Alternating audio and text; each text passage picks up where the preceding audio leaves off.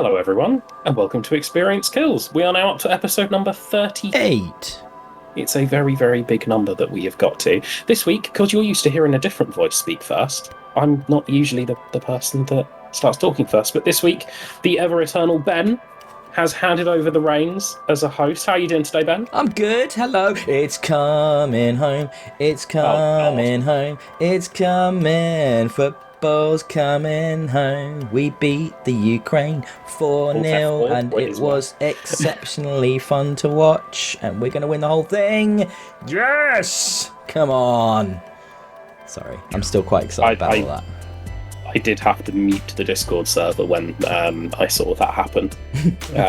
So messages, Ben and I are part of the same Discord server with a few work friends, and I saw the first set of messages talk about Euros. I'm not a football fan. If any of the nerdy shit behind me wasn't a giveaway for those watching on YouTube, and I was like, yeah, I'm just gonna notification settings none. That doesn't exclude I was really you. subjected to listen to it last night. I just say it doesn't exclude you. I mean, I'm a massive nerd and gamer, but I still love a bit of international football. You got to choose to have it exclude me. Okay. I think sharing my weariness for the Euros so far is Leah, our other co-host today. How are you doing? You have no idea. No idea how weary it makes me. Mm-hmm. Oh. See, the shouting. Oh god, I can imagine. I kind of have the view of it would be lovely to win for everyone who's so passionate about it, and it would be great and lovely, right? But also, we're going to be insufferable if we do. We are going to become walking nightmares. I'm already thinking about how to make a meme that's like, on one side the Eurovision Song Contest, you don't want to give us any points, cool, so we'll just kick your asses at football instead. Like that's like I want that, because it's like you know, if you're going to be petty, we'll own you at footy. I'm down with that. That's great. So we'll own a randomly assigned number of nations dependent on how well we do at football. We haven't owned the entirety of Europe. Oh man, it wasn't just a victory last night. It was something special. It was great. That was really, really good. Really, really good. Fair. Even almost as good as beating Germany the previous outing. So that was very satisfying as well.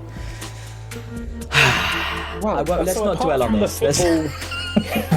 I have a feeling you could talk a lot about the football, so I'm going to swiftly move us on to what other things apart from the football have you been watching this week, guys? Well, we've been all watching the same thing, right? And we've covered this every episode for the last 4 weeks, so let's do it. We're low-key excited about this one. I'm not low-key excited because I'm really excited. I'm really excited. I thought this was so much better than the third one, and I loved the WTF moments, and I don't understand. We were talking a bit about some critical coverage that's been coming out at the moment, and it's like how scores can be so low on this episode from certain outlets absolutely blows my mind, because this was easily the best thing they've done so far this episode. So I think it fell into this theory because with all the Marvel series, I have this theory that really they're 6-hour movies. Yeah, totally. And I think episode 3 sort of fell victim of it's the setup concept, because it was a lot of time of Loki and Sylvie doing stuff together, which, albeit wasn't the most exciting in the world, but then it's built up for that reveal in the first, spoiler warning, by the way, sorry everyone, in that moment where Loki's essentially fallen for himself. See, which is the most Loki thing I've ever seen. That was weird, right? Because like you said, right, the way they shoot it, the way they make it, they've said they make it like a big movie, right? So to not have the payoff of the episode at the end of that episode, but the start of the following one, if they'd had that payoff at the end of the third, wouldn't that have made the third episode loads better? I thought it was strange to have that at the beginning of the fourth. Episode 3 was all about consequences. You know, they kept messing up to get off this planet. You know, every action failed, and they were trying to fail upwards and failing down more and more every time. And I think that was a very interesting way they took that episode. It was obvious 3 of 6 in, they were going to shenanigans their way out of it. And it was obvious Owen Wilson and the TVA were going to come and go, wow, and rescue them. So, wow. Yeah, I don't know how he says it. Only Owen Wilson can say it the way he does. But it was very interesting as an episode. I can't wait for episode 5. There's some huge stuff. Like we don't overly spoil it. There's some massive stuff in 4. The post credits or mid credit sequence is huge, and so much fan service for the comic book nerds. But like the deaths through the episode as well are serious WTF moments, and you're just like, whoa, okay, this is but I mean the second one you're like, well, obviously he can't be dead, but the first one I was like, shit, okay. The second, when the first one happens and you don't know that actually it's clearly not a thing, it's that moment of, holy shit, what the fuck did they do? What? So yeah, it was very good. Having Richard E. Grant in Loki was not something I foresaw happening. Chef's kiss. What? Perfect. Everyone's talking about the alligator, and I'm just looking at the grumpy Richard Grant in the corner, just being annoyed, and it's brilliant. And then absolutely that perfect. Costume. Oh my god. Yeah. What did you think, Leah? Did you like this one more? Yeah. Yeah, definitely liked it more. I when Owen Wilson did, oh my god, not good at all. That woman who he was like the in charge lady, I want to know what's going on with her. She seems nice but particularly mean at the same time. So Shifty as fuck. yeah. Oh, I think she'll be the big bad, or something connected to whatever the big bad really is, now that we've realized the big bad isn't the big bad. So it's like it was a little bit crazy to see the timekeepers and then have them not be a thing in the space of 10 minutes. Do you know what? Around. Did you notice the amazing subtle thing they did with the timekeepers? No. Right? So they were like purposefully pretty ropey CGI, so that when you realize they were actually just rubber masks, it's like, oh yeah, okay, that's why they kind of look shit. Right, okay. I thought that was like, so smart is that? So good. So good. So, other than Loki, because mostly I've watched Loki on Wednesday evening and have just fanboyed about it ever since, I've not really watched a lot of other stuff. What else have you guys been watching this week? So I watched Blood of Zeus on Netflix, which is a kind of Greek mythology anime. It's really nice. I liked it. It was it kind of starts off like most of the stories were told in the oral tradition. Many have been lost. This is one of those tales type of thing. And it's basically another son of Zeus called Heron who has to save the world from giant infused demons, because they become demons because they eat the flesh of giants. Okay. Yeah. And it's basically the tale of like Hera really getting fed up with Zeus cheating on her all the time and having her revenge type of thing. It was really good. I really enjoyed it. I might have to look that up. I do like a good anime, so I might have to have a look at that one. From the bit I saw, it looked like very violent, which is always good. Yes. Blood and guts. Yeah, that's what we want. Sign me up. I also watched a movie that's also getting quite a bad reception online, which is The Tomorrow War, which is this Amazon exclusive. I think it was originally meant to be out in the cinemas proper, but COVID changed all that. Chris Pratt led alien invasion time concept, weird concept. So the weird concept is people from the near future come back in time to recruit people from our time to help in a war that they're losing in the future. You sort of shrug at that and go, okay, fine. Which results in some pretty good, ragtag military action against aliens. I thought, for example, the CGI was above average, if not the best you've ever seen. It was pretty good. The alien design I really liked. I thought they looked threatening. They're called the white spikes, and they've got like tentacles, but they're also like monstery, and yeah, they're really scary. And their proper reveal in the film works really well. It's a very tense scene. I think the film struggles from a very strange third act, I think, because the film ends, for all intents and purposes, at the end of the second act and then continues to go on for another half an hour, which is peculiar as choices go. But it makes sense from a plot perspective, but from a kind of perspective of how a film should ramp towards a conclusion satisfyingly, you get that at the end of the second for it then to only continue, which is sort of strange. But I liked it. I think Chris Pratt is one of those people you can watch in anything and enjoy because he has a charisma to him. He's a bit like a Ryan Reynolds in that regard. It's like, it doesn't matter what movie he's in, you're pretty much know you're going to have fun watching him do whatever he does. I think the problem here, it was a bit self-serious. It could have done with a bit more humor and wisecracking and levity, just to like, and self-awareness perhaps, because it is pretty ridiculous. He's playing a military vet. And the other thing that's quite weird is at the beginning, the first act of the movie, there's a lot to do with the trauma of war and a lot of characters who are vets who have come not just from this conflict but other conflicts, and how it really messes people up, and it becomes this interesting plot point and like B plot, but at the same time it doesn't feel like it belongs in this movie, which is for intents and purposes like a 90s early aughts popcorn romp. It has some tonal issues, but I think it's worth watching. I don't think it's terrible like some people are saying. I really don't. I think it's got good stuff in there. I just think the problem is it hasn't got the strongest identity. Anybody else seen it? No. Yeah. I really enjoyed it. I thought it was really good. It strikes me, so I've seen the trailer for the film because it's been plastered everywhere recently. Yeah. It strikes me as a film where they thought of the title before they thought of the story. So, The Tomorrow War, that sounds brilliant. How can we make this work? And it sounds like they found a decent enough time travel solution. Because time travel can be messy as shit when it's not done right. The thing I like about the time travel and how they get around kind of the complexity of it is that they basically say it was like a theoretical physics concept in the future, which because of the threat they faced had to get thrown together with like zero testing, and they even describe it as like using like chicken wire and duct tape is the methodology that went behind it. And they said they never would have even tried it if they weren't entirely desperate. So it doesn't work consistently. It's a bit broken. It's a bit shit, and they barely understand how it even works.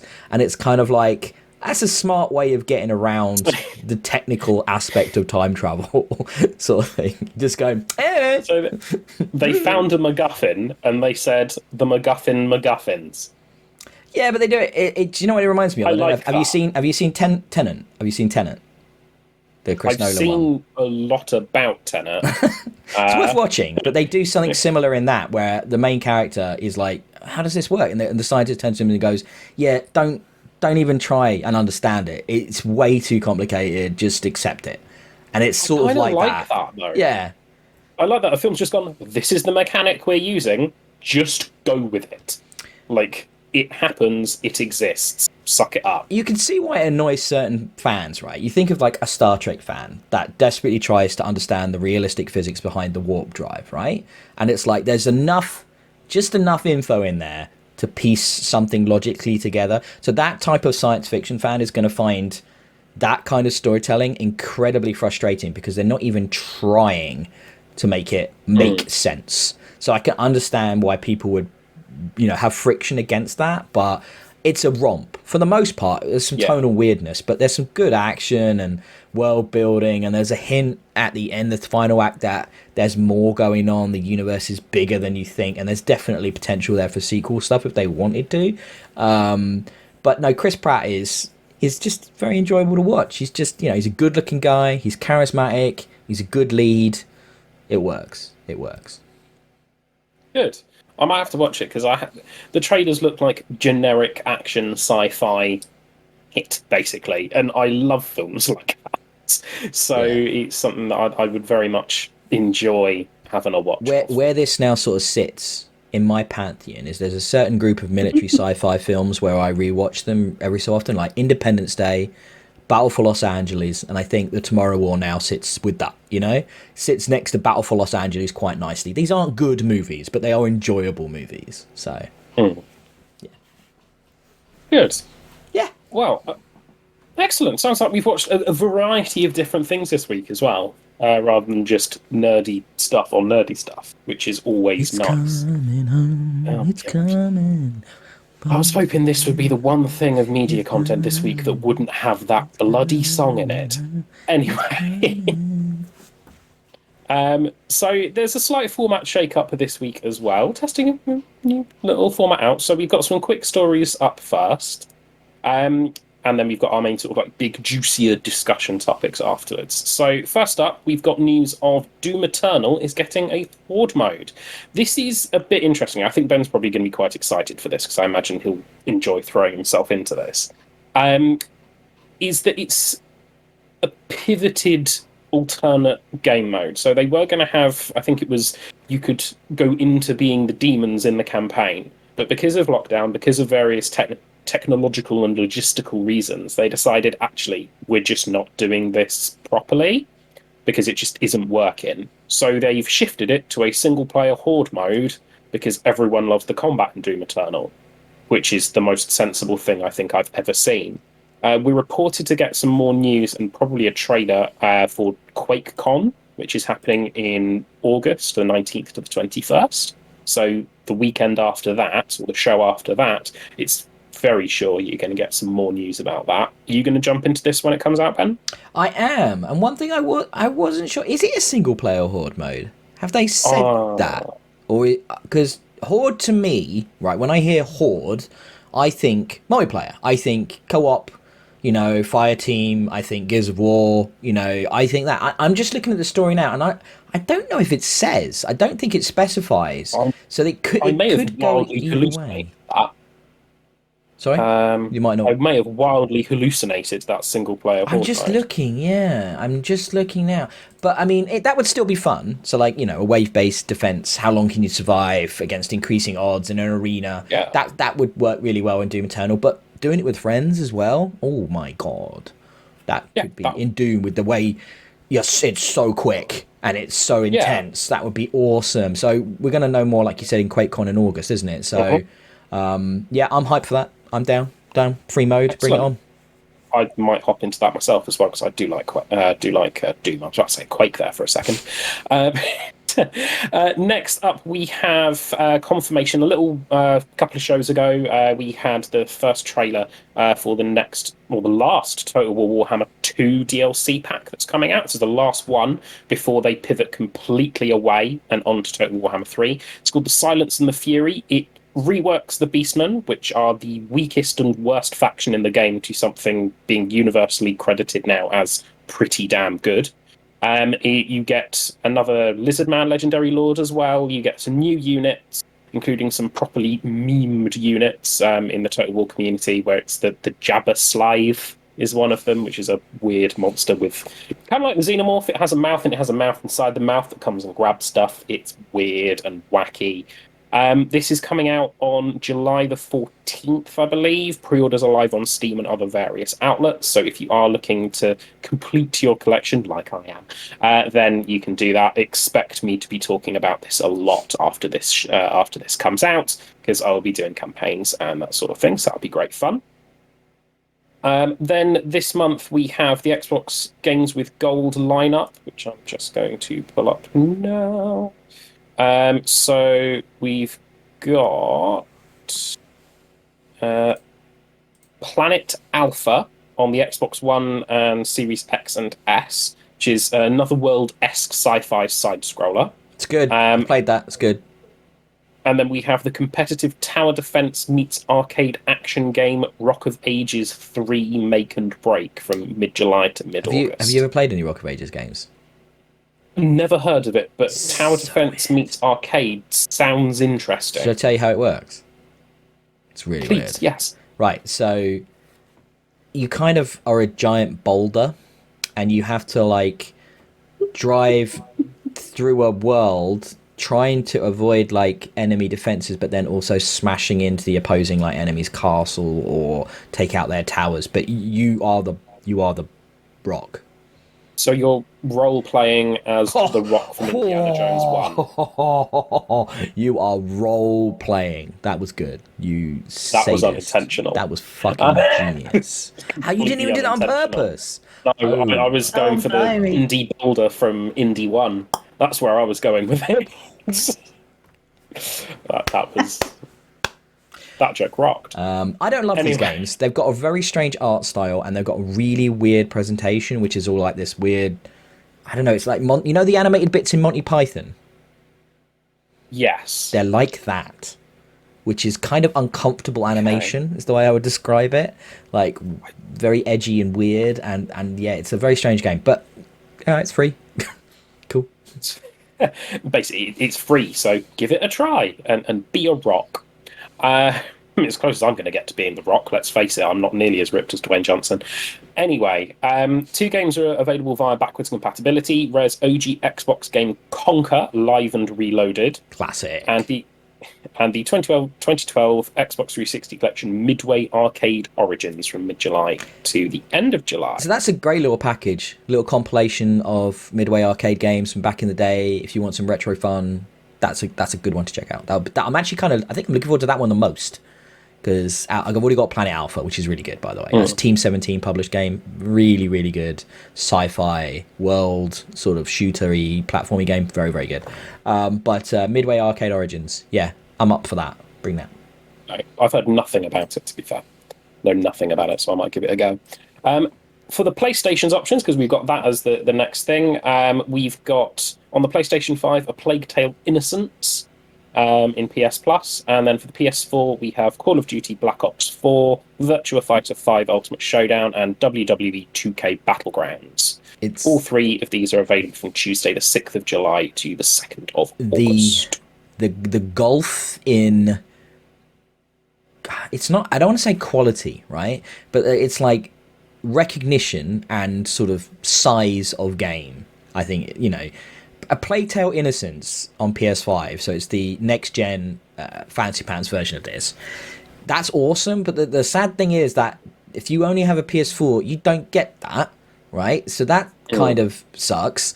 But, this is the thing, that's a great title, but man, every time I see this, it's the whole way in which PlayStation doesn't make the upgrade path friendly to the user. Every time I just think, man, that thing when they named it Smart Delivery and we all went, yeah, whatever, that's just what they're going to do.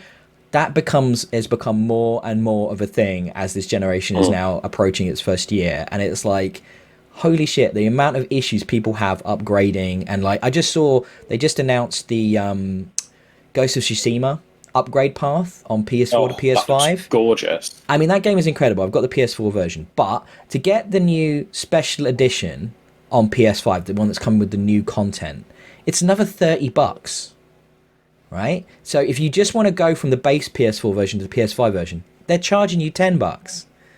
Like, Xbox wouldn't charge you anything for that, right? So it really absolutely blows my mind that there's a tax that is levied against all PS5 players if they want a PS5 version of a game. Not all the time, but a lot of the time, I should say. That you have to pay extra. It makes me wonder, what's the point in buying PlayStation 4 games really at all? Because they're going to come out on the PlayStation 5 for slightly more money. No, don't do it now. No. Bad idea. But look, Call of Duty Black Ops 4, huge title. Virtua Fighter 5 is not great, but and WWE 2K Battlegrounds, expensive title though, terrible game. So yeah, it balances out. They're free at the end of the day. They're free. Part of your plus, yeah, all good. Free stuff. We never argue at free stuff. But that's sort of the end of our kind of like headline quick story things, sort of like imminent dates and imminent information more than anything. So that's all done. Now on to our more kind of like discussion based, our normal format. We've got a topic coming up later on as well, but we've got sort of our normal format. I think you've got the first story, Leon. Why don't you take it away and tell us about Greg's? Yes, someone has put a Greg in Far Cry 5. I suppose explaining what a Greg's is to people might be helpful. It's kind of like it can either be a shop or a hole in the wall type of thing at a train station where you can pick up sandwiches and sausage rolls and drinks and stuff.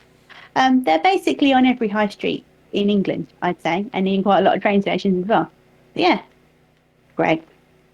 So I think this story kind of came up because Ninty, being Ninty, shut down the awesome GoldenEye basically remake that somebody was doing, had been making for like 3 years in Far Cry. It might have been in 4, to be honest, because I think it's been around, they've been making it a long time. And a lot of effort and love had gone into it, but Ninty had come along and gone, even though, you know, you're not asking for money, no, that's ours. That's our copyright. None of that now. Stop it. And it's like, I think so, all right, fine, Greg's then. Are Greg's going to shut us down? I don't think they are. I think they'll probably like the promotion that this they'll is get from publicity this. for them. So, I mean, everybody should check out the screenshots. I have to say, it is a very realistic looking Greg's. They have done a good job here. We've got a whole variety in the article in the show notes below. We've got a whole list of other fun things that have been made in Far Cry. We have the Home Alone house, the Friends Tesco's. TV set, Tesco. You know, it's the creativity of some people and the drive in the modding community. I just love it. It's great. Like, keep going on. I don't like it when these things get moderated, because they're clearly not trying to make money off copyrighted property, because obviously Greg's and Tesco and probably HBO or whichever broadcasting network it is, they all have trademarks on their various properties. But they're going, well, it's a fan-made thing that's for fun and cool, so leave it be. Surely that's just the better way to be. Yeah, it's just it's disappointing, isn't it? But Nintendo are just famously litigious. They are very... So yeah. they If can't there is help a way... themselves. I think there were some leakers from the Pokemon Sword and Shield announcement, or they leaked some information. Nintendo took them to court, and they're having to pay like $150,000 in damages and stuff each. And there are like 6 of them. It's insane, but that's Nintendo. They will pursue you. Ben, why don't you tell us how Sony might be copying Microsoft a little bit? Speaking of copying question. Greg's into Far Cry 5, what about Sony copying Microsoft? I think we know where Rob stands on this one then. So Sony has made some acquisitions recently. So they went out and picked up Housemarque, and you kind of go, hold on, they didn't own Housemarque, or that wasn't a first party studio already? Because I'm pretty sure they've only made games for PlayStation for the last like 15 years.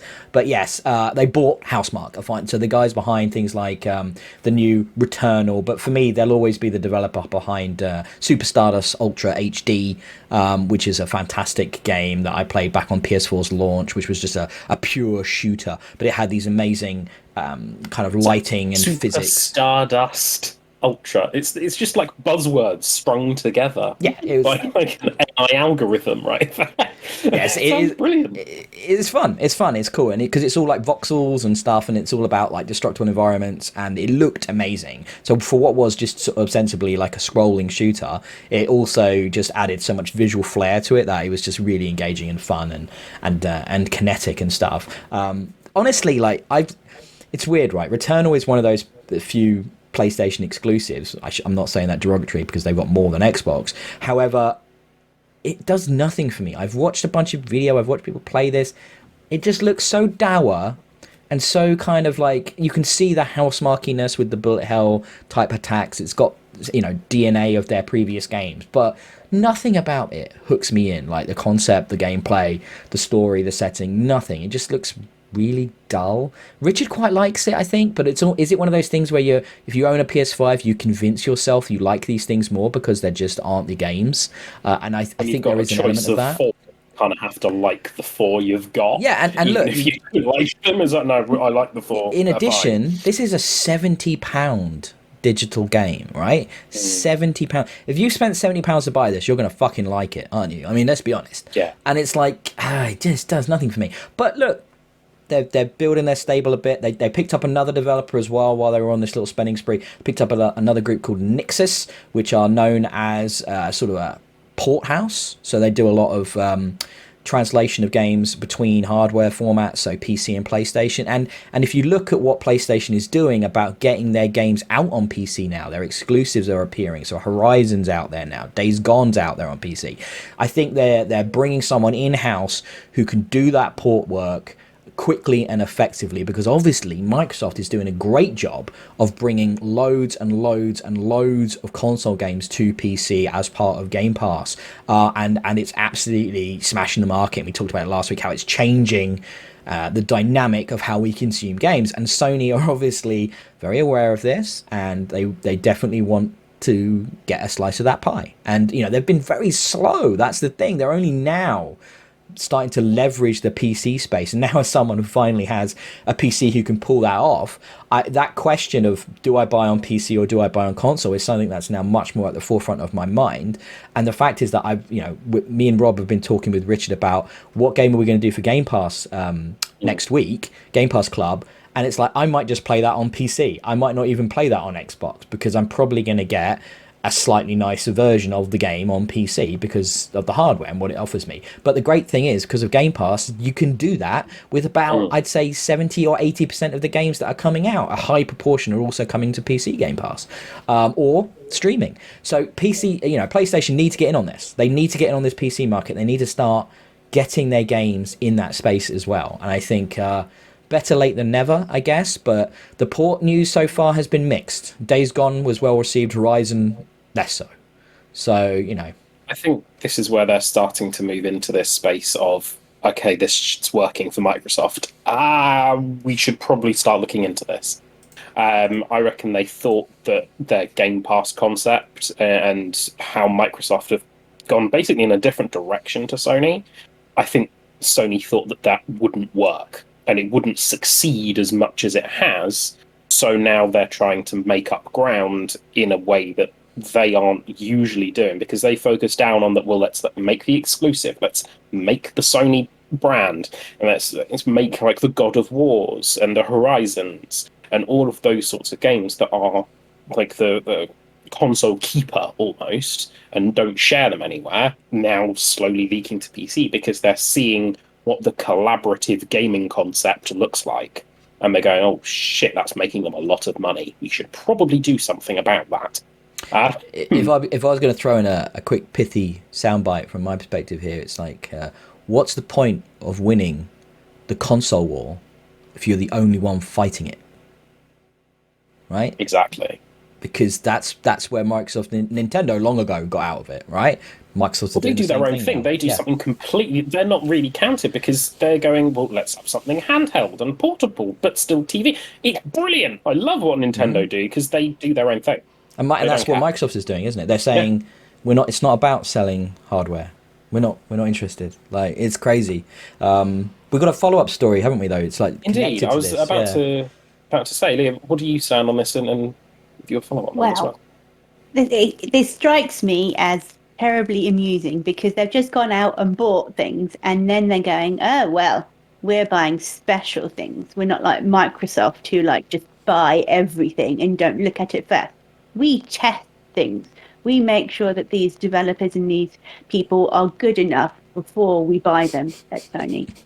And I'm just like, really, really, start off, Sony. You're being arses about it. I mean, you didn't editorialise that at all, did you? But I did. I completely did. But I don't care.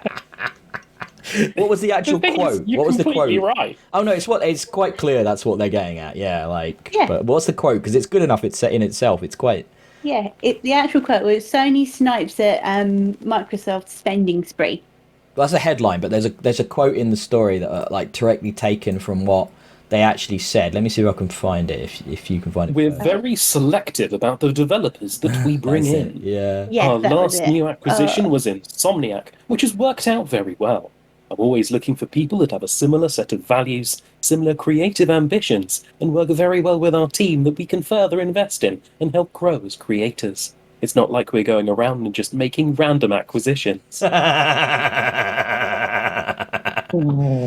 says Herman Holst in the British GQ as of sometime last week. I mean, dude, Herman, right? Chill out, bro. Like, come on, what do you think they're doing? Like, no business is gonna do that. Like, get a grip. Nobody's just like, well, I got money, baby. Let's just buy some developers. Yeah, that's not how it works, you prick. That's exactly how I imagine Phil Spencer in the meeting room. Bye. He walks in with like a briefcase full of money, and he just like start making it rain, like everywhere. If he does do that, props. That's quite baller. We'd like to see a video of the next time you go into a conference room like that, please. That'd be great. The internet will love you forever. Just anyway. This is my problem with Sony.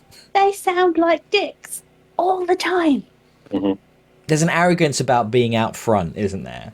And it's the same arrogance Xbox had when it was Don Matrix and the 360 generation, and there was a cocky, like, even with Red Ring, they still dominated that generation, you know, even with all of that bad press, and then how they launched Xbox One.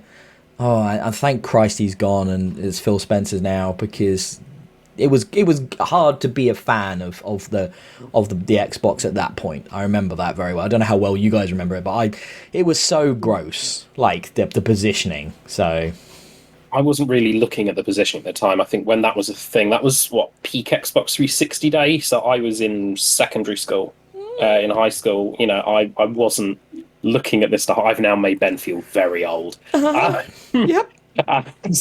You know, I was like hot resetting the Xbox 360 wrapped in a blanket when it red ringed. I was doing that sort of little Oh yeah.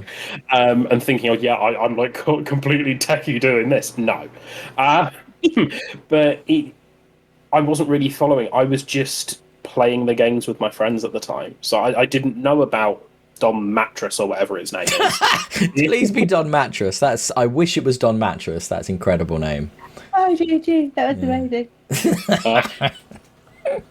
But yeah, there's other like console game differences that are coming up, because obviously console games have changed a lot. I think you've got the next story, Leah, about some interesting additions that are coming. Oh my god! Oh no! Oh no! Okay. Oh no! So, a company has been testing putting ads in video games, and I'll just bring up the thing. It is a company called Player One, which okay.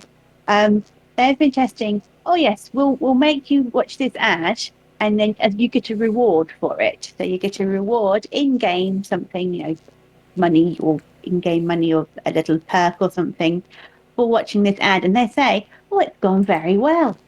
Well, very well, people. So we're going to put this in more. And apparently, at very least, EA and High Res have bought this package, or they're looking at this package. Of course, EA have done it. Of course, yes.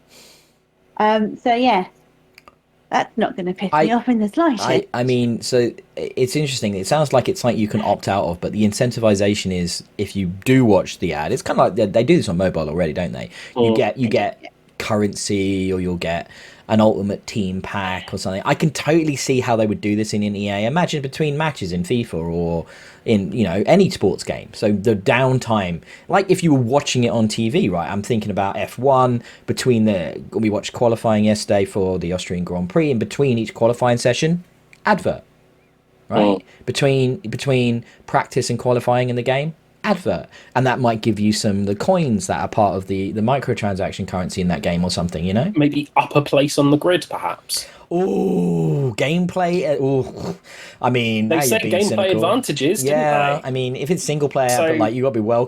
Oh god! Even on you something can't like have FIFA, you could turn around and do it. Yet at half time, because I think half time's still a thing in FIFA. You watch one of these trailers and you can pick a perk that then comes up. Maybe a red carded or injured player is allowed back on, or like I don't know how FIFA works. If there's football, I assume it's translated properly. Yeah, but you can't buy your way out of a red card. I mean, that's fucking awful. I mean, but at the same time, advantage is gameplay advantage. Shills will shill. Yeah.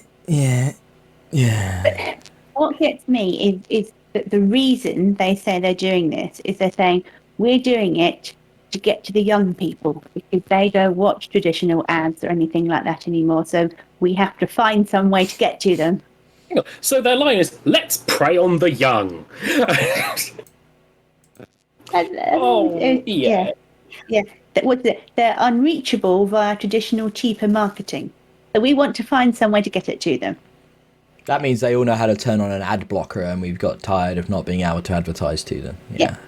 But look, you know, marketing companies will market. I mean, they've always got to think outside the box and find a new avenue. But no, nobody wants TV-style adverts inside video games. No one.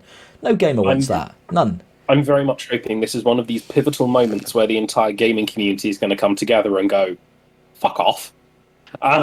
basically. God, I hope so. But it's not I- like we I had a really choice hope. when they put them into mobile. Mobile games. They're everywhere in mobile games, free to play ones. So Yeah. I mean, we didn't get given a choice. They'll just do it. I What don't know. worries me is they have data and it showed that players were much more likely, 22%, to play a game and 11% more likely to spend money within that game. Or based on the what do you Based on the trial that they did. so the ad Oh, so the God. adverts got them to What? play because of how it was incentivized. Oh. Yeah. And because they were more incentivized, they spent more money in the game. That does sound. If I was a corporation, I'd be quite interested in those numbers. Throwing the money in that direction is what any corporation will do. But that's going to be a dark day in gaming when that starts happening on console games. Can you imagine? You're at the 10th finale of Mass Effect 5 and suddenly there's an ad. I might murder literally something. The I 10th might finale murder the comes up. screen. 10th finale happens. Have you tried the hoodie? I'm getting that ad fucking everywhere at the moment. And it's just 2.5 minutes of someone Australian talking about a blanket with sleeves.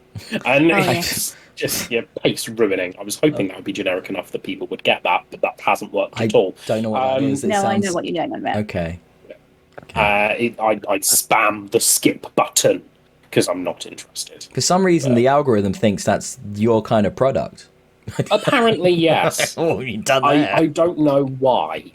Googling blankets a lot or something. Apparently, yes. I think Arthur is logging onto my PC while I'm sleeping. Be Arthur's like, I want to snuggle. I like snuggles. Right. Well, in the other EA related news, I've got a story, haven't I? Yeah. So I know you're going to be super excited for this. well, I mean, I am and I'm not. It's not confirmed yet, right? So it could be at the EA Play thing. They might come out and say, "Oh, this is happening." But basically, the rumors suggest, and the rumors have been floating around for a while, and they're getting to that point where I think it's more than just wishful thinking. I do think there is this project is in development, and there's Dead Space. So there's been rumors for a long time that the EA are considering coming back to the Dead Space universe in some form, and that it's now looking more and more likely that we're dealing with potentially a remake of the original Dead Space. Now, that actually makes a lot of sense because the original Dead Space has a perspective that is different from 2 and 3. It's not behind the back as much as it is 2 and 3, like third-person action perspective. It's much more almost like a top-down, original Resident Evil style perspective to it. So I can totally see how you could go to that, remake it from that third-person perspective. Obviously update all the visuals, tweak the controls, but we're talking about a remake rather than a fresh new game. I'd be totally up for playing Dead Space 1 again. However, I'd kind of like more in the universe, but they're actually with the final piece of DLC for Dead Space 3 that it's quite difficult to do more. That does really end everything quite nicely. However, yeah, I'm interested. I hope they tease this at EA Play in the next few weeks, but yeah, probably with adverts in it. Cool. The So, yeah. stalking alien boss fight with the necromorphs, is it? And it comes up talking about Clash of Clans for 30 seconds. I do think it's interesting that this is a game you've never played, Rob, and you're kind of against, but you just named the aliens accurately and correctly from the game series. So obviously it's had an impact, hasn't it? It's had an impact, like beyond even the people that play it. So it's a well-known franchise, and it was killed off when EA became risk averse, basically, after trying lots of new things. Do you know what really hurt Dead Space? It's weird, this. Mirror's Edge Catalyst really hurt Dead Space, and the reason for that being the original Dead Space and Mirror's Edge came out around the same time when EA were being aggressive at trying to create new IP and franchises and do new things, try new things. So the fans clamoured for a Mirror's Edge sequel. Everybody wanted it. They were desperate to play Mirror's Edge, and out it came on the Xbox One and the PS4, and no one bought it. Like, no one. bought this game. Like, I don't think even all the fans that said they wanted it bought this game, right? So they put all this money, they put all this time. It was DICE, who were behind it. Big studio, loads of resources. Nobody bought it. So, but since then, EA has basically stopped taking risks when it comes to their more esoteric IP and franchises. I think we're in a place now, though, that this is becoming like a real interest around Dead Space and a real interest around horror again off the back. This is clearly off the back of the Resident Evil 2 and 3 remakes and how successful they've been. So I think they're looking at that and going, right, look at how crazy people have been about that. This is obviously a genre people are clamoring for at the moment. Survival horror. Dead Space makes sense. So there is a bit of a hole in the market for horror games. I think the closest we get is Resi. They're basically the be-all and end-all, barring indie standouts that I'm sure exist, I just don't know about. But in the generic sort of, like, mainstream section, you only have Resi now. Mm-hmm. That's it when it comes to horror. So them bringing Dead Space back, I think, could be very good. Maybe you'll play it then? Give it a go? Yeah, I wouldn't go that far. There'll be a 10-hour trial. I'm sure there'll be some form of trial you can get on EA Game Pass, which you have as part of Ultimate, so you can at least have a look. I might try the trial. Can you earn achievements in the trial? No. Maybe, actually. Yeah, no, you can. Yeah, you can. It's the full game. It just has a time limit on it when they do those. Can you speedrun the campaign in less than 10 hours? You see, they'll be looking at that and going, maybe we don't do a trial. They don't do it for every game, put it that way. So if it's single-player focused, they don't always, so maybe they won't. We'll see what happens. Okay. Yeah. In other news, we have an ex-BioWare person making some interesting statements, don't we, Leah? Yes. So Casey Hudson has gone and created a new studio and gone, we'll create a new studio. We're doing exciting things. I can't tell you about them, though, which was a bit odd, really. The things we're doing, they're the best things. They're the ultimate things, but I can't tell you about the things, but the things, they're the best things you ever know. Does that sound like anyone? I mean, they're called Humanoid Studios, and they've begun recruitment. So if you work in the game industry, go and work with him. But yeah, he's like, we're doing something. I'm not going to tell you about it, but we're doing something. And I kind of wish he hadn't, to be honest. I kind of wish he'd waited and gone, we've done something, here it is. And then I could have been excited, because all I've got is something may happen probably in about 5 to 10 years. So Casey Hudson, famously the creative force behind the Mass Effect series and heavily involved with Dragon Age as well at BioWare and EA. However, I probably wouldn't go and work from him because he's got a real kind of prior record of hanging around for 5 minutes and then fucking off. So I'm not sure I would go and work for Casey Hudson. It's not if that was the reason. I'm guessing Humanoid Studios is going to have some interesting stuff coming. But yeah, it's 5 years minimum, isn't it? So if you at this point in the studio's life, got to build those teams before they even start making games. So it's easy 5 years, yeah. But yeah, this isn't normally a story, but it's a story because it's Casey Hudson doing it. So it's like, surely that's worth mentioning. If it's his own creation, he's going to hang around for his own creation, surely. But a studio he has made, he can't really off from that, can he? Seems a bit flighty, Rob. I get a flighty vibe from him. I don't know. I think he has commitment issues somewhere. Yeah. But that's for a whole different psychoanalysis. He makes me think of Jade. Do you remember Jade Raymond? Jade Raymond? Do you remember her? No. So she was everybody talks about Jade Raymond because she was like the one woman working in video games, right? And she was a creative force behind Assassin's Creed. However, she then basically has worked at 4 different studios and never produced a game since then. So, but everybody always interested, where's Jade gone?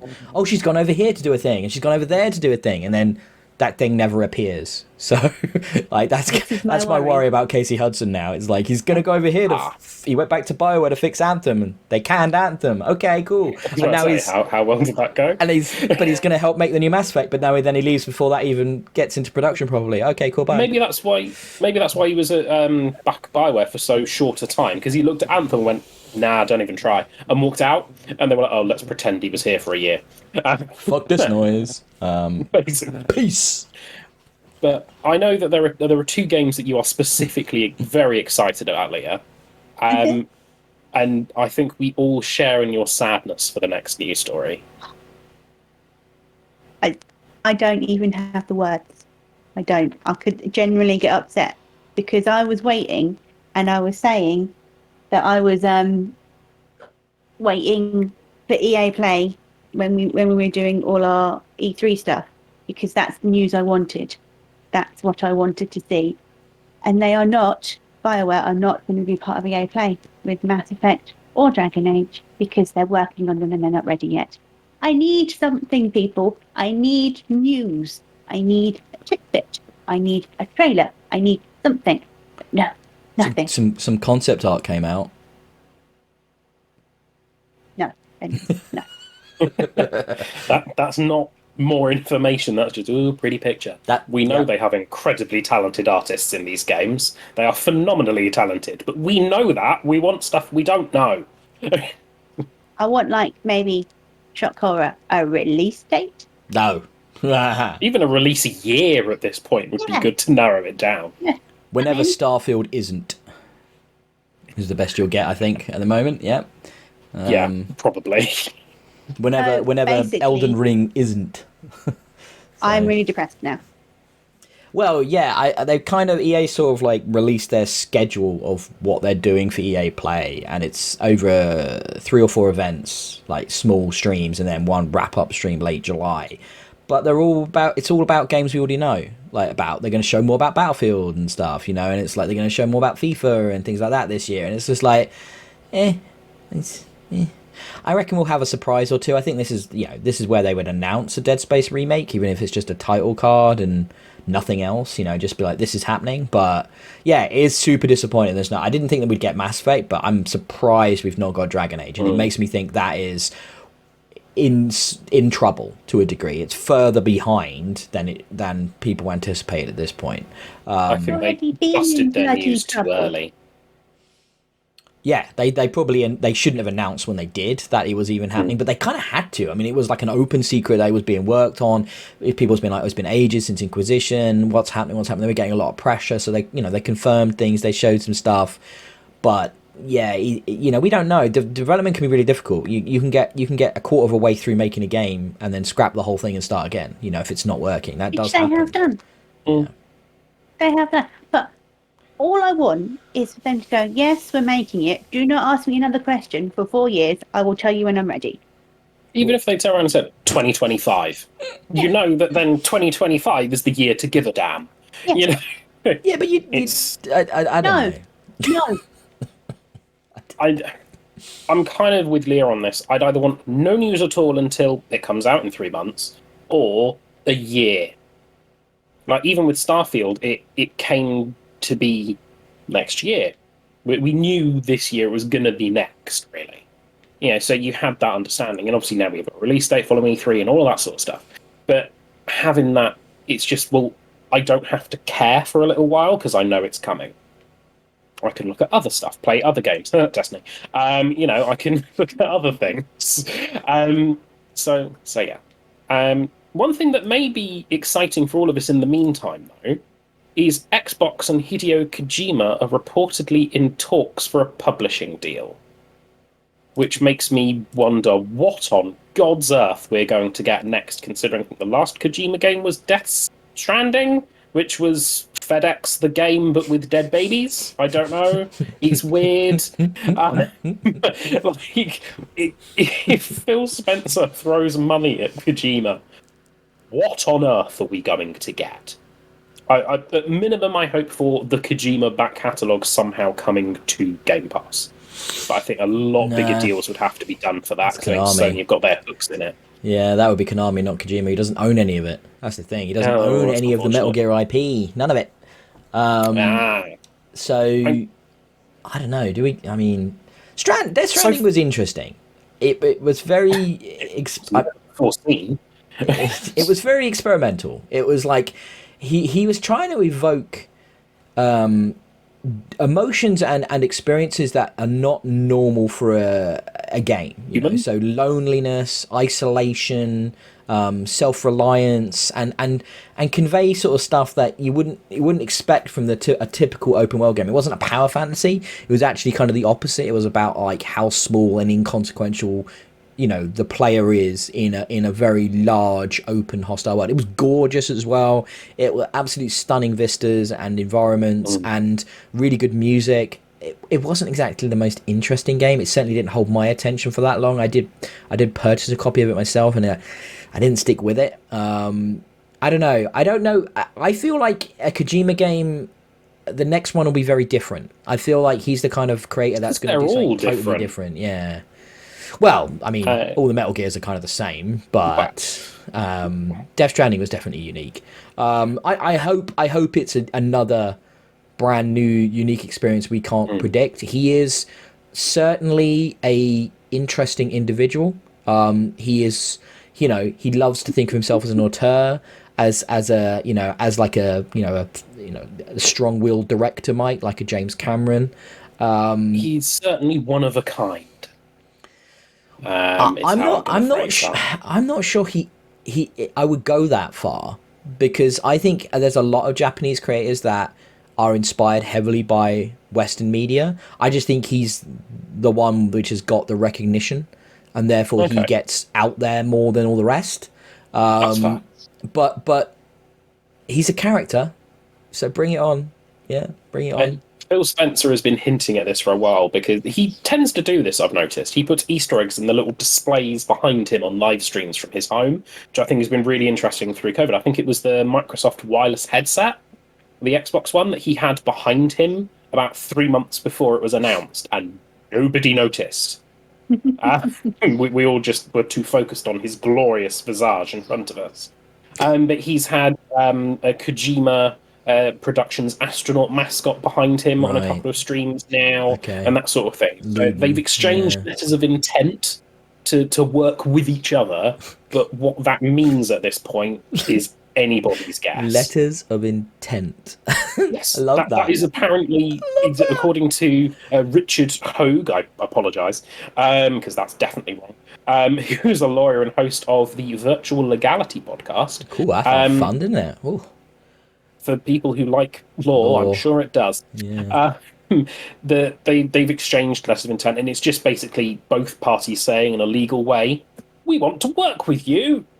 Yes. Well, then the next step will be contracts. Obviously, Death Stranding was a PlayStation exclusive because it was published by Sony. I feel like if he does do something with Xbox, it's not going to be related. It would be its own thing. Yeah,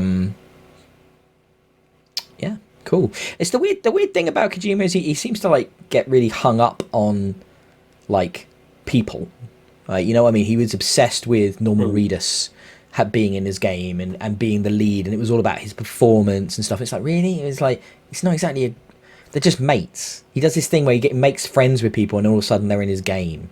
And it's all very back scratchy and strange, and I don't know. Jeff Keighley was in Death Stranding, for Christ's sake, because they're mates, and like I thought that Guillermo del Toro. I like you. Do you want to be in this? Yeah, we get Mads Mikkelsen, Guillermo del Toro. It's just like, hey, do you want to be in a video game? Hey, bud. Yeah. I guess if you've got that power to do that and like you're in that position, why the fuck not? But it's just odd. It's just odd, especially when some people like Keeley's in the game, but only his likeness, not his voice. All right, so it's not like a full. I don't know. I like Mads Mikkelsen a lot in Death Stranding. I thought he was great, but Mads Mikkelsen, full stop, is just amazing. Just magnetic, isn't he? Like the charisma, yes. And like you can't take your eyes off the guy. Even in a digital representation, he's incredible. If you're a big fan of it, you should play Death Stranding just for that, almost, Rob. But like Norman Reedus as the player character is just like, I mean, sorry, Daryl's shit. Daryl's shit, and Norman Reedus is not a good actor, but cool, I guess. He's a cool dude. Anyway, but excited to see what it turns out to be. Sure, if it happens. Yeah. Cool. Games are cool. Well, our final news story segues neatly into our topic, because this is where I got the idea. And I know Ben is very excited. Have you played much of Control, Leah? Are you a big fan of the game as well? I have watched people play Control, shall we say. Okay. It's much more of a visual experience for me. Well, they are sort of genre shifting here.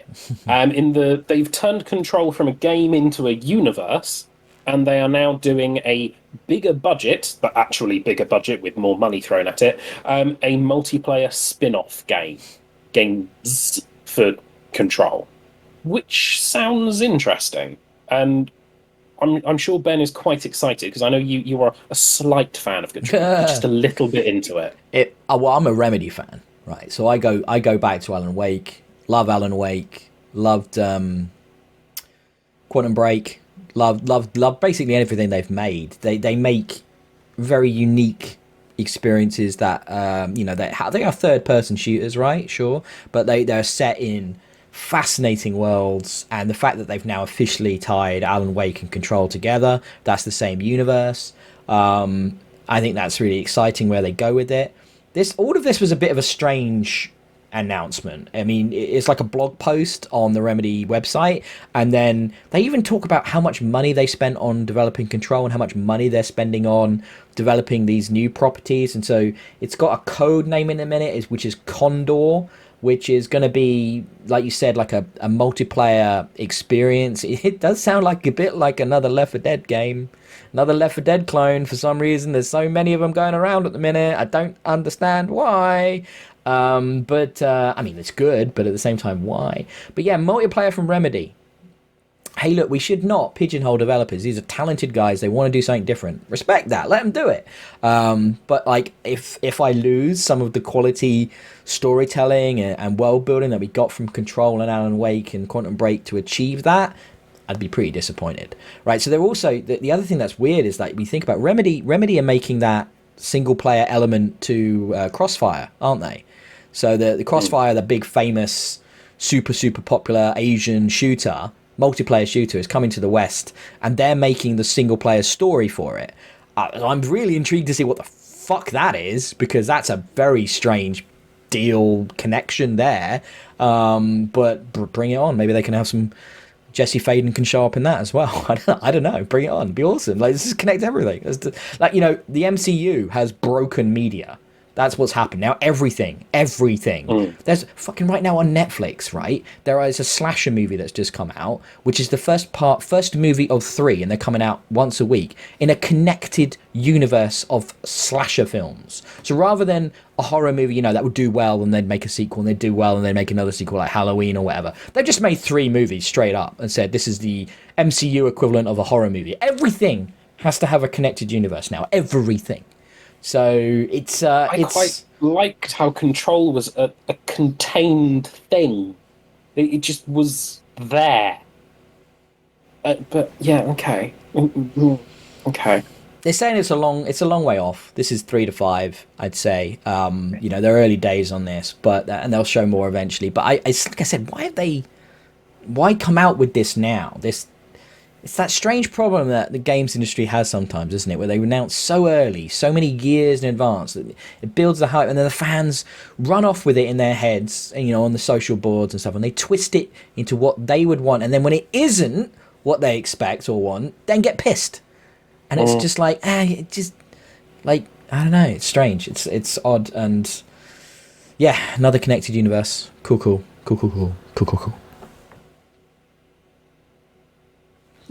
But this did get me thinking. Like, they've genre shifted Control. What games would you genre shift if you could? Not talking turn Mass Effect 1 from a story-based shooter into a, top-down first-person thing. Not talking about that. A completely separate game in the universe. If you could make an existing franchise a different genre.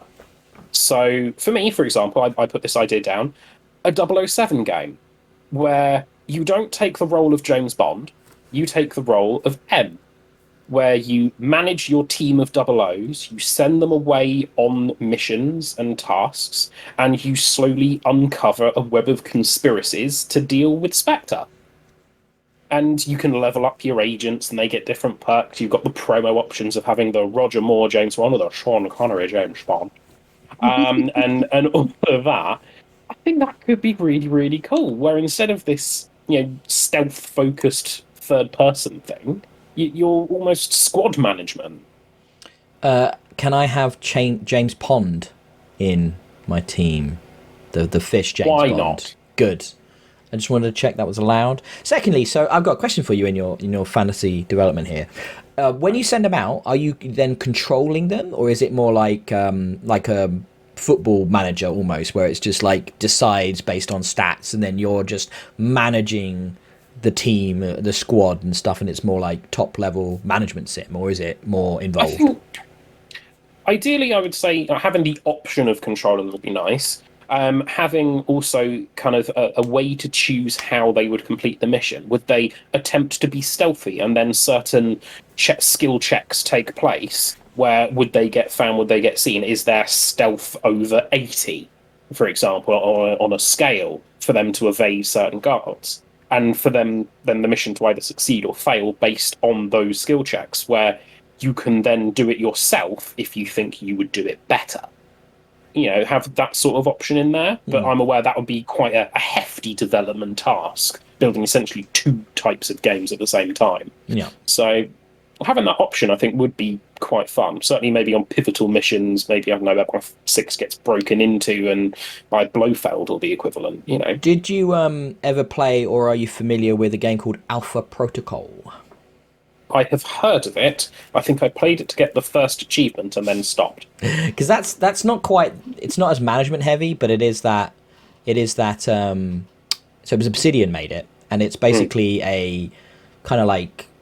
It was after they made Knights of the Republic 2, so it's got like that kind of third-person role-playing game, but basically it's an espionage RPG, and you can totally approach missions, like you said, either in various different ways based on your type of character build, and stuff like that. So it definitely has a lot of elements of what you described. So if you haven't played it, just check it out. It's on PC for like €5. It's super cheap.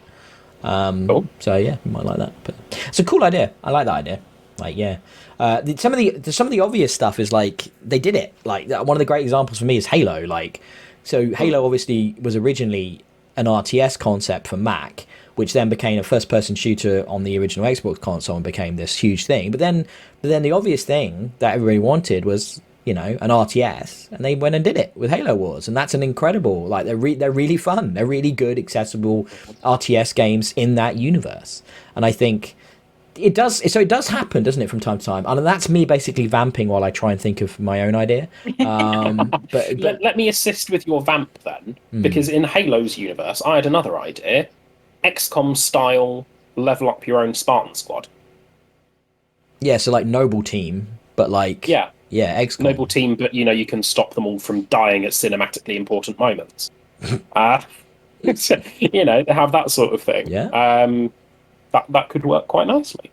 I guess one that comes to mind for me in the Mass Effect universe would be kind of a bit like in recent weeks we've had a lot of discussion about. There's been rumors around not rumors, but reports of why the Mass Effect movie didn't happen. You posted a story, Rob, which I sadly could not corroborate, which was the idea that there's a Mass Effect TV show happening at Netflix, which may or may not be true, but it does sound like they're going down the route of like interactive fiction, which to me, like a Telltale style game in the Mass Effect universe, could be really good fun, like decision based, dialogue based, take out some of the action, just make it about story and character, which is obviously already a very strong element of Mass Effect. So that would be good, wouldn't it? Yeah. Right.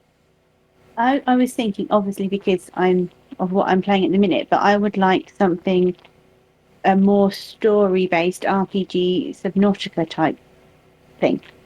That would be amazing.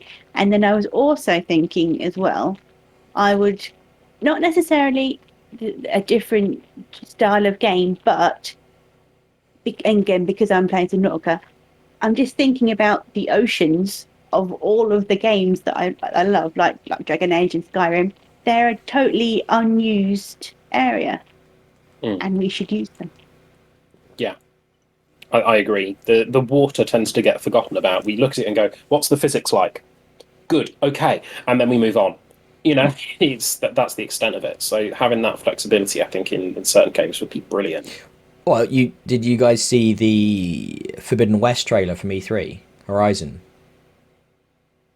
Yes. So that has a huge focus on underwater because you can gameplay. swim, can't you? Yeah. And it looks stunning. It looks absolutely gorgeous, and it was like Aloy's wearing like a rebreather at that point, so she doesn't have like an oxygen meter. So you can just, there's stealth elements and combat elements, but underwater, and it did look incredible. So yeah, I'm that alone interests me more in that game. Well, yeah, I have to overcome the shit combat, but yeah. I'm trying to think other stuff, other things, other favorite franchises. I guess is the best place to start, isn't it?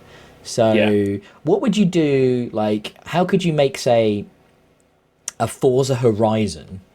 But what could you do with a Forza Horizon that wasn't racing cars? Well, you could. Do you know what you could do? Because there was once some DLC. I forget for which Horizon game it was. It might have been 3. Well, they did Fast and the Furious DLC for it, so you could get all the Fast and Furious cars and had Fast and Furious missions. So what you could do is you lean on that kind of narrative, and you actually bring in, it doesn't have to be Fast and Furious itself, but that idea of like road team action, car combat, heist based fun with cars. So it's not just racing, but you bring in like elements of that effect. And obviously we have some of that in the Horizon games, when you race a jet and you do all those crazy over the top races, but you make it a little bit more actiony. Story driven Forza. Actually just steer into the Fast and Furious concept and have a story, because the quality of their story notwithstanding, having a story would be good. So leaning into that sort of esque situation in Horizon would be great, because it's really hands up.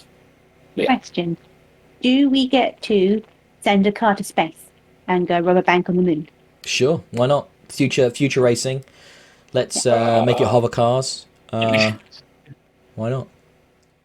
Yeah, I think that would be really good fun. I played the Fast and Furious expansion pack for Forza Horizon 3 because it was really easy to earn achievements on. Yes, and it was good. The cars were good. The driving was good. It was fun, wasn't it? It was like 970 of 1,000 I got, so I did pretty well. Not bad. It's good. Yeah, no, I think that'd be good fun. Another thing that I like, and this is where I was kind of hoping Cyberpunk was going to do it, but it didn't. Bless it. It didn't do many things. Like work. Yeah. I kind of want like an open world, but one massive city. That would be amazing, and you can actually have like hover cars and whatnot. So it's more not just a 2D, but you can explore the whole space of it. It's literally what really Cyberpunk indicated it was going to be, and then it really wasn't. Yeah. So basically, you want Cyberpunk, not Cyberpunk. So that idea of hover cars, all the mega blocks are accessible. You can go inside. You can talk to people. You can go in people's apartments. All of that huge scoped freedom. I mean, it's the dream we've had in many ways since like the first time GTA went 3D. It was that idea of a huge interactive city where everybody can, it's still a way off because you have two options, don't you, right? As a developer, you either make this authored content or you create something that automatically generates this content. So if it's authored, oh my god, how much work. And if it's automated, probably really generic and shit. Like how do you and what we've seen with some of the roguelites and stuff is that it doesn't have to be fully authored, it doesn't have to be fully automated, but there is like tile sets and like blocks that you can fit together to make things interesting but unique, but at the same time you don't have to create it all bespoke. So I think we're heading in the direction where that sort of concept is becoming more realistic, but it's still a way off. I think that you just got to see, right? You look at CD Projekt Red, the huge amount of resources and developers they have, and how they couldn't even get 2/3 of the way there, half the way there. There's a news story that's just came out in the last. I didn't put it in the show, but Aaron will be disappointed. People have been playing the September gold pressed disc version of the game on PlayStation by deleting their install, going offline, and playing the version of the game prior to all those release patches to see what the difference is like. And there's actually, beyond the myriad of game-breaking bugs, there are features in it that were completely cut from the game to make sure it could work on the older versions of the consoles, such as a full 3D map, which made it so you could actually move the map to see the verticality of the city and place waypoints sort of within the height of buildings and stuff like that. Well handy. So they removed that entirely from the game. Other things, a lot of other things to do with basically making it work on the old generation, and it shows how much that hampered everything they did. Shouldn't have done it. And the game should have come out. As we've been saying, it should have been another year, and it should have been exclusive to the new hardware and PCs. It should not have come out on the previous generation. It just shouldn't. If they just compromised their vision, they compromised their scope so much for business reasons, and it's such a shame. It's such a shame because. Maybe we'll still get there. I think its potential is in a year's time, in 18 months' time, and everything's. We might get the cyberpunk we deserve. I don't think they're going to give up on it, but man. Don't forget to include the ads after every cutscene. Anyway, that's totally off topic, but that you made me think of it because I'd read that. But I still can't think of any others. I'm sucking at this really bad. I don't know why. He's fine. Destiny. Let's talk Destiny, Rob. Come on. We must. Okay. Let's talk Destiny because it's our forever game. Yours even more than mine. And what other genres would you like to enjoy Destiny through? Because obviously it's got a rich world and lore, but it's not always presented brilliantly. So a Western style RPG in Destiny, think BioWare RPG, that could be cool, couldn't it? Less combat, more story, more choice, more. You're not a guardian. Who are you? Who could you be if you weren't a guardian? The combat concept, I love the combat in Destiny too much. It's why I go back is because of the silky smooth gunplay. That's why I play it as much as I do. What's Destiny without that? Could it be something else? Destiny without that is the space magic. And I think some sort of deep journey, maybe you take over like Ikora's role, something like that, and you have to figure knowledge out, and there are puzzles and maybe some sort of Lara Croft-esque tomb exploration idea where you're trying to pursue these secrets of the light and of the darkness in an area where you have to figure out puzzles. You can move objects with some of your powers and that sort of thing, but maybe something has happened and you don't have access to all of your elements straight away. All of your focuses. Some sort of shenanigan or a darkness field or an artifact of some description has caused that to happen, and you have to go and reduce its power to then unlock something. Maybe that could then tie into the overarching narrative of Destiny. Who knows? That could be quite fun. I'm not sure what genre I want, but I do know what character I'd like to play as, and that's Eris. I love her overwrought emo shit so much. She is the most tortured soul on the tower or anywhere in the Destiny universe, and I would totally be up for playing a game where, I don't know, a cooking simulator and she's the lead character. Can you imagine her like in an overcooked style? You know why she's so tortured, right? Well, she went through some shit, Rob. I know, yeah. She ripped an acolyte's eye out and stuck it in her forehead to become part hive so she could escape from Crota. She went through some shit. She went through some shit, man. Like, it changed her. I get it. I very much doubt she's going to get in the kitchen and make you a sandwich. Well, I believe she did do some baking in those stupid holiday events. You could get cookies from her. So, she's got previous... right, but I think what you indicated there, what you just said is something 70 to 80% of Destiny players would not know, right? And that's the fucking problem with Destiny. It's got a lot better recently, but storytelling is their big issue in the past. And so something that gave us that in a more traditional way could be really fun, and it would add so much to the core Destiny experience.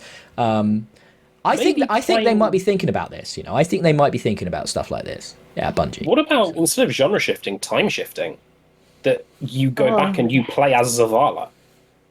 Or you play as Saint 14, these famous characters in, Twilight Gap. I'd like to play something in the Golden Age as well. I'd like to go way back to the halcyon days. Maybe the first time the darkness showed up. Maybe something that deals with when the Traveler comes and helps for the first time to repel the darkness. That because obviously Destiny's interesting because there's actually a post-apocalyptic setting, right? So maybe if we got to play something during the height or as the fall happened. You know, that would be fascinating, and that doesn't have to be a first-person shooter. That could be all kinds of genres if you think about it. I think that really would be an awesome RPG. I think it's a rich universe, and I do hope Bungie now, you know, has some freedom to explore different things. Maybe they don't make it. Maybe they get another developer to make it, but with them. You know. What about something like XCOM in that situation, where you have the encroaching darkness, the Traveller has shown up, and you need to work on politics with the Traveller, but there's going down on Earth, and you need to protect, so you're having to mobilize squads. Or an RTS. I mean, when you talk about the Golden Age, there was big armies and forces at play, and you know, and you know, lots of things like that going on. So there's definite scope for a bit more. But you know, XCOM with a group of Guardians would be just as fun as Halo XCOM. You know, you like your XCOM, don't you? Small unit tactics is fun. I do enjoy games like that as well. But I may not play XCOM very often, but it's just done perfectly. You know, it's too stressful. Certain games. It's too I get too attached. Same. And franchises just sometimes would just do really well in that setting, I think. Yeah. So we've got some ideas there. Any more that anybody wants to throw out? I'm just curious. I'm just going to point out all of them are trademarked us right now. If any of these games come out, copyright. So that's not how it works, obviously. But I was thinking not necessarily of games in different genre, but to me, it's always been a shame that movies haven't done well when translated to games. I think doing that and doing some really obscure stuff that could work well, and for some reason I've got in my head Rufus Sewell did a movie years and years ago called Dark City, which is where it's always night. There's never any sunrise, and there's these like weird creatures that you never see, but he never sees until the end, but they're like ruling over this dark city. And it's a really, really good story that I think would be really, really good in a game. So, stuff like that. Yeah. Jumping on that idea, A Quiet Place as a game, where you have to worry and inventory manage how much noise you make as you walk around. Noise as a mechanic is interesting, Yeah. That's a very good point. Yeah, it'd be good survival horror. That would work. That'd be interesting. Yeah, management sort of survival horror. Very scary. Very scary. So instead of imagining games that could exist, I of course have been playing Destiny 2 this week because it's a week ending in days. So of course I've been doing that. What have you guys been playing? The actual real games you've been spending some time. Well, I've actually got some stuff on here that's not been talked about before because obviously Leah's only been playing Subnautica as well. You guys with your forever games. I don't know. I finished yet. I played because it came out on Game Pass, Need for Speed Hot Pursuit Remastered, and that's a good game. That's it. You know, it was a good game when it first came out. I don't think the remaster adds anything to it. It doesn't look terrible now, I guess, by previous 2 generations back standards. It looks pretty good. It's the cops and robbers concept that came to Need for Speed in a big way. So what's jarring about it is playing a Need for Speed game in 2021 that isn't open world or isn't like that kind of stages. So you've got an overmap and you pick a race and it loads into the race or the challenge or the spot time trial or whatever, and you just do it and then you go back to the open world. It's strange that it doesn't have like a cohesive connective tissue. And I think by journey to your next race. Yeah, there's it just feels odd by today's standards because every other driving game is like that, right? If it's a in-world game, not a track-based driving game, they all have now the crew, the new Need for Speed games, the Forza games. They all have that drive around wherever you want thing, right? And not having that is very strange. But what you actually do, I love playing as the cops, catching the bad guys and ramming them off the road and using the spike strips and calling in helicopters and using EMPs. It's a lot of fun. And it works really well. And if you've got Game Pass Ultimate, check it out. I also got the really strange, for like no money on sale, Snakeybuss, which is basically Snake, but with a bus in a kind of large, bigger city environment. So you drive around and you pick up passengers, and as you drive around and you pick up the passengers, your bus gets longer, and longer and longer and longer, and it grows to the point where when you're driving around this map, you start seeing the other bits of the bus, so you're trying not to crash into yourself while still picking up more and more and more and more passengers. It's They bizarre. thought long and hard about the name for that game, didn't they? They really, it is what it does. It is what it says on the tin. Yeah. You know. I respect that. Yeah, and it's stupid, and I paid £2 for it, and it's perfectly good for a few minutes of fun. And then I checked out Mechwarrior 5 Mercenaries, also on Game Pass.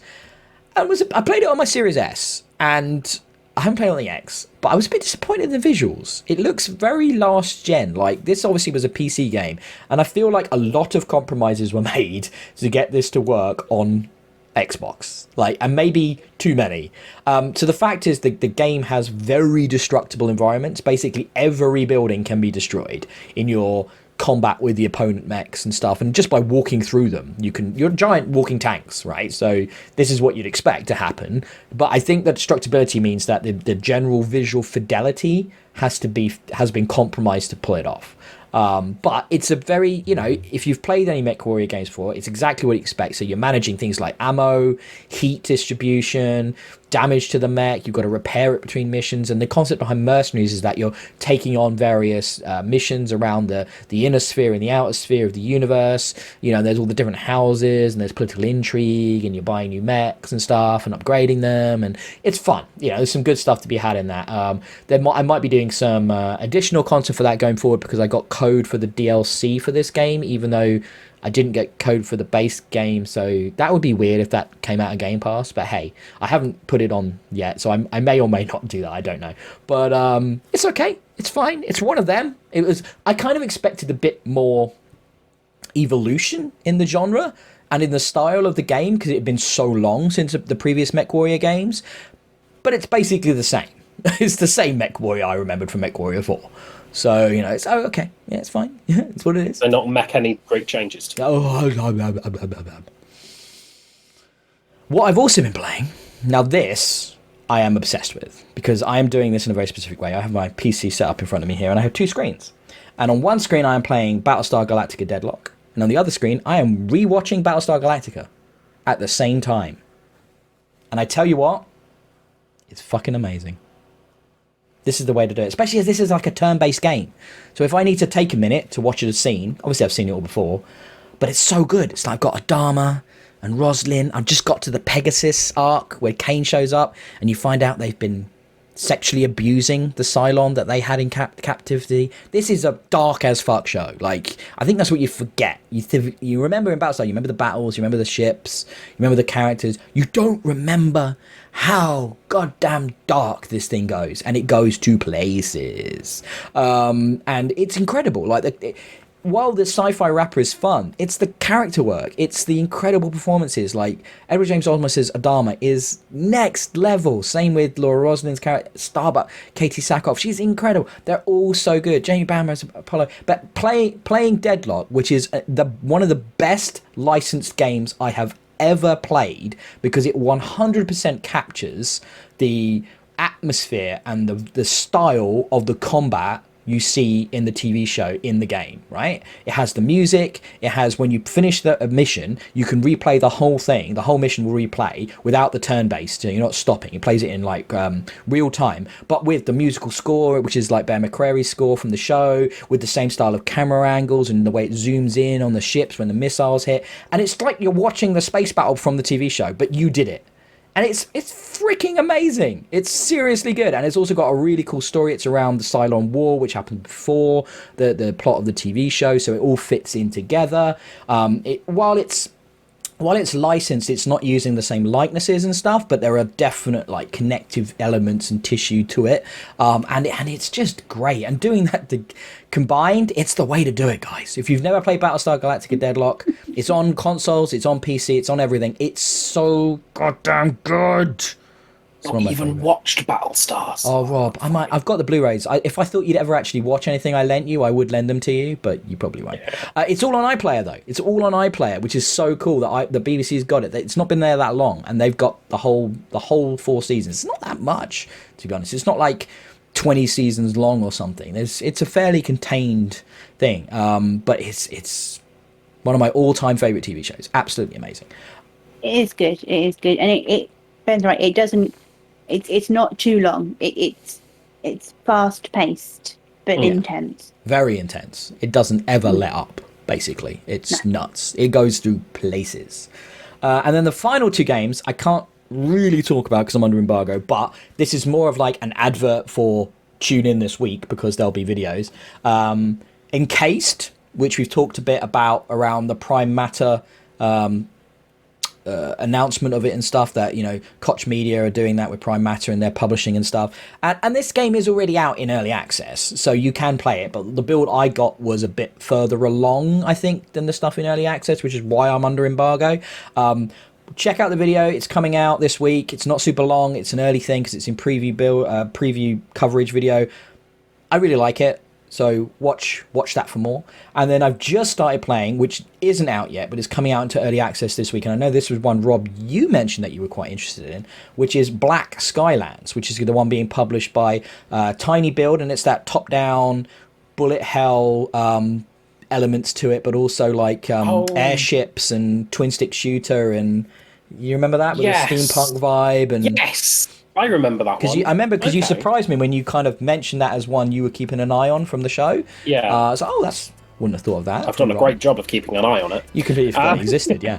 But that's coming out in early access this week, and I've been playing that the last few days, and I will have a video for that as well. I can say even less about that, so I'm just going to leave it at that. And like, it's a game. There's stuff. Watch the channel for more. Coming out, yeah. But yeah, that's all the stuff I've been playing quite a lot. It turns out I've been doing a lot of gaming. Yeah, very surprising.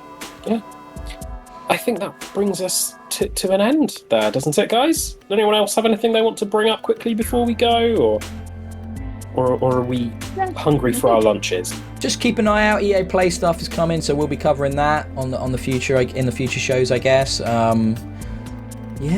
Yeah. Oh, F1 is out. I can't wait. That's next week. I'm surprised there's not a review already planned for that. Yeah, I don't know how I'll cover that. I might do a stream or something. I don't know. A ramble about how much I love Formula 1 for an hour. That's possible. But it's coming out the week I've got off as well. I will point out, completely coincidentally. So no, genuinely coincidentally. So I'm going to fit that in around building IKEA furniture, which I know is half my time in that week. That's all on the horizon. Excellent. Well, in that case then, thank you everyone for listening and tuning in, whether you're watching this on YouTube, whether you're listening to this via podcast. You can, of course, find us on any podcast provider. We're on pretty much everything. If we're not, tweet us, and I'll tell you our Twitter handles in a minute, and Ben will make it so. Which I know isn't a Battlestar reference, but it's the closest I'm going to get with Star Trek. Of course, we do have some video content coming up this week on our YouTube channel. Ben? Yep. You were looking like you were going to say a thing. I was going to do a Battlestar thing, but I'll save it to the end now. Oh, okay. This is obviously, we've got video content coming up on our channel this week on YouTube. Make sure you tune in for that. Subscribe to us on YouTube. We don't ask much. That's all we ask for. We don't do the Patreon stuff or the donation-y things. No, we just make it because we like it. You can follow us on Twitch as well. By the sounds of it, Ben will be doing some Formula 1 streaming maybe at some point, possibly.